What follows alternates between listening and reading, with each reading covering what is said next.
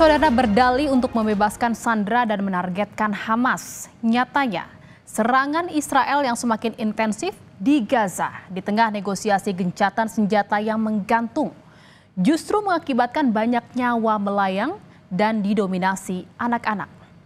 Tak cuma soal ancaman keamanan, warga Gaza pun didera ancaman bencana kelaparan lantaran terbatasnya stok makanan bagi lebih dari 2 juta warga Gaza yang kini tak memiliki tempat tinggal yang pasti.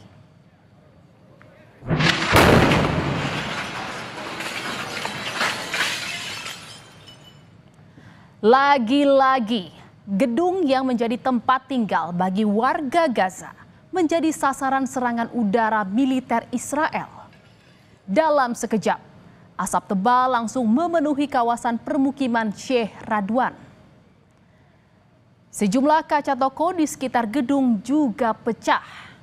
Menurut media setempat, serangan dilakukan tanpa ada peringatan sebelumnya yang disampaikan pihak militer Israel kepada warga.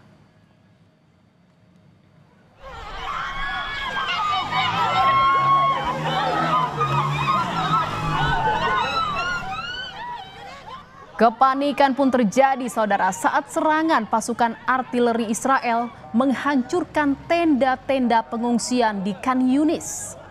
Serangan yang terjadi pada hari Minggu itu menewaskan 3 orang dan melukai setidaknya 30 orang lainnya. Evakuasi korban dilakukan sesegera mungkin menggunakan alat bantu seadanya, seperti membawa korban dengan selimut. Para korban dibawa ke rumah sakit Nasser.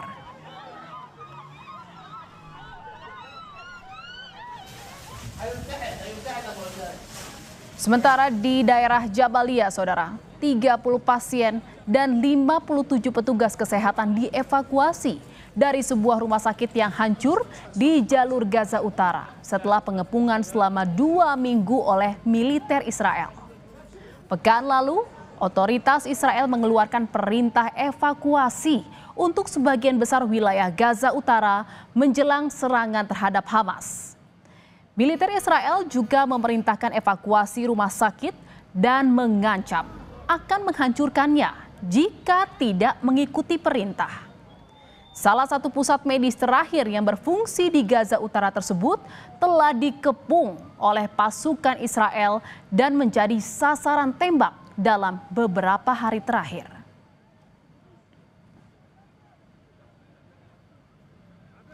Saudara, di tengah keresahan warga atas kondisi yang mengancam nyawa mereka, warga Gaza juga harus berkutat dengan persoalan kesulitan bahan pangan yang menyebabkan banyak di antara mereka kelaparan.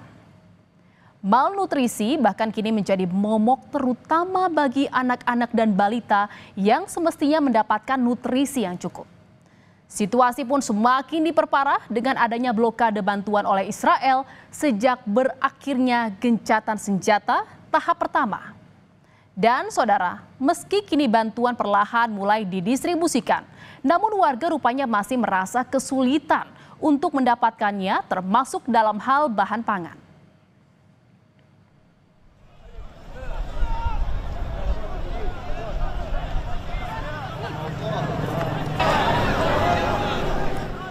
Bahkan ketika warga Palestina tengah berkumpul di pusat bantuan makanan Selasa lalu, kepanikan terjadi lantaran militer Israel melepaskan tembakan. Pihak Israel menyebut mereka melakukan tembakan peringatan untuk mengontrol situasi. Namun hal itu berakibat pada terlukanya 3 warga Palestina. Warga Palestina sangat menyesalkan tindakan militer Israel tersebut, lantaran banyak dari mereka yang sudah menempuh jarak jauh untuk mendapatkan makanan dan bantuan.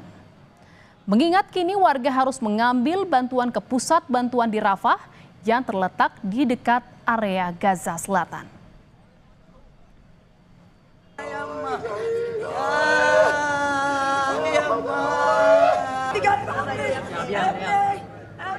Dan saudara, upaya untuk mendapatkan makanan bagi keluarga justru ditebus dengan nyawa. Tangis sanak saudara para warga Gaza yang tewas saat berupaya mengambil bantuan pun tak tertahankan.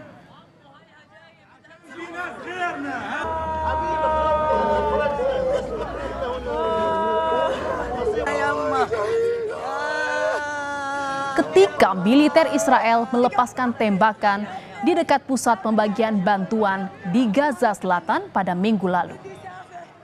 Pihak Israel mengklaim tindakan yang mereka lakukan di area tersebut menargetkan teroris.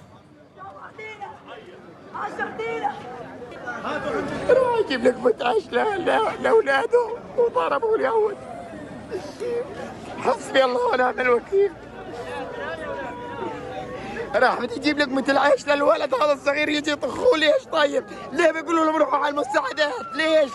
ليش بيقولوا لهم روحوا على المساعدات؟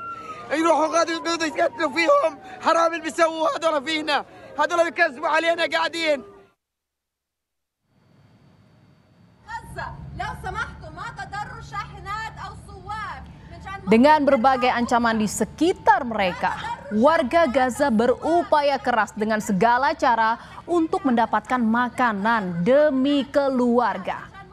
Ratusan warga Palestina pun berebut untuk mendapatkan makanan saat Badan Pangan Dunia mengantarkan bahan makanan di kawasan Khan Yunis. Sejumlah petugas bahkan harus berteriak agar warga tidak mendekat ke arah truk. Warga diminta hanya mengambil 1 karung tepung agar semua warga bisa mendapatkan bagian.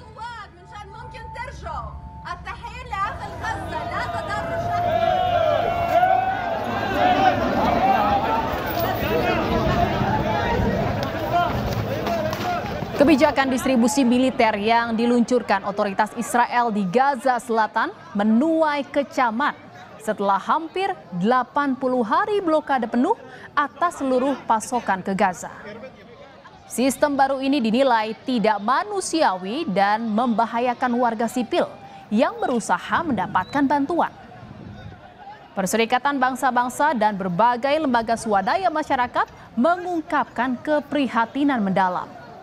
Mereka menyatakan sistem distribusi yang dikelola militer Israel ini bukan hanya tidak memenuhi kebutuhan dasar warga Gaza, namun juga melanggar prinsip kemanusiaan.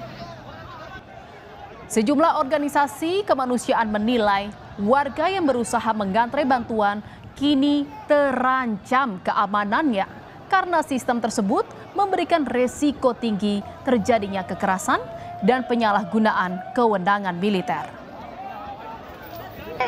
ليش نصل لإشي هيك؟ ليش نصل لمواصيل زي هيك؟ ابني 4 أيام ما يذوقش الخبز. أنا قاطع المسافة بعيدة من قريب من البحر، من السيارات طلع لوين وهياتنا ما لحقناش يعني ولا خدنا ولا سوينا، هينا مروحين الحمد لله.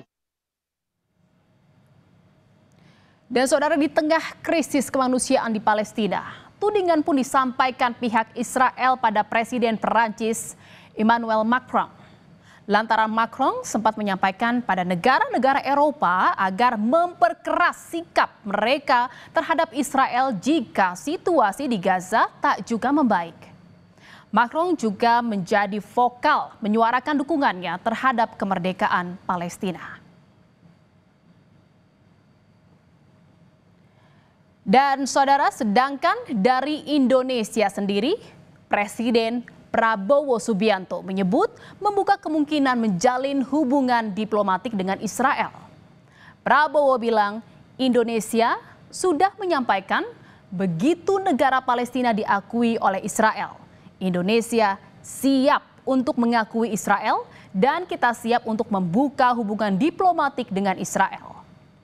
Hal itu dinyatakan Presiden usai melakukan pertemuan bilateral dengan Presiden Prancis Emmanuel Macron di Istana Merdeka pekan lalu. Dan menanggapi pernyataan Presiden Prabowo, saudara, anggota Komisi 1 DPR RI dari fraksi PDIP TB Hasanuddin menyatakan, saya mendukung sikap pemerintah untuk mendukung hubungan diplomatik dengan Israel, namun dengan syarat mutlak yang harus dipenuhi, yakni antara lain Israel harus mengakui kemerdekaan dan kedaulatan negara Palestina. Kedua, Israel harus menghentikan segala bentuk agresi militer dan segera mundur dari wilayah-wilayah Palestina. Sementara kritik atas pernyataan Presiden disampaikan oleh praktisi dan pengajar hubungan internasional Sinergi Policies Dina Prapto Raharja. Pernyataan beliau itu dalam konteks domestik dulu ya. Mungkin kemungkinan besar ini konsumsinya lagi-lagi untuk dalam negeri. Jadi bukan untuk urusan luar negeri sebenarnya. Hanya kebetulan saja forumnya itu forum diplomatik saat jumpa sama Macron gitu ya. Karena kalau dilihat dari segi diplomatik, ini nggak nyambung gitu dengan suasana yang berkembang. Bahkan terburu-buru dan jadi sangat tidak tepat gitu untuk disampaikan sekarang. Saudara, krisis kemanusiaan yang terjadi di Gaza menuai keprihatinan warga dunia. Meski belum ada peran serta secara tegas yang bisa dilakukan untuk mengakhiri serangan Israel ke Gaza. Namun kepedulian sejumlah negara diwujudkan dengan pengiriman bantuan ke Gaza. Bantuan berupa obat-obatan, serta alat-alat medis, makanan, dan lain sebagainya terus mengalir bagi warga Gaza. Meskipun dalam penyalurannya di bawah bayang-bayang kontrol pemerintah Israel. Dan di antara upaya pengiriman bantuan-bantuan tersebut, salah satunya dilakukan oleh sejumlah aktivis internasional yang berangkat dengan kapal layar. Kapal bernama Madeline yang dioperasikan oleh koalisi Freedom Flotilla diperkirakan membutuhkan 7 hari untuk mencapai Gaza jika tidak dihentikan di tengah jalan. Para aktivis menyatakan misi ini dilakukan untuk meningkatkan kesadaran internasional atas krisis kemanusiaan yang kian memburuk di Gaza.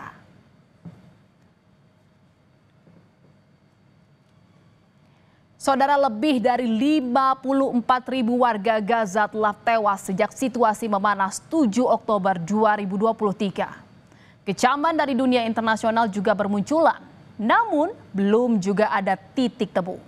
Hidup dengan damai bersama keluarga tercinta pun jadi doa warga Gaza yang tak putus-putus mereka sampaikan. Harapannya, negosiasi gencatan senjata permanen akan segera terwujud untuk mengakhiri krisis kemanusiaan berkepanjangan ini.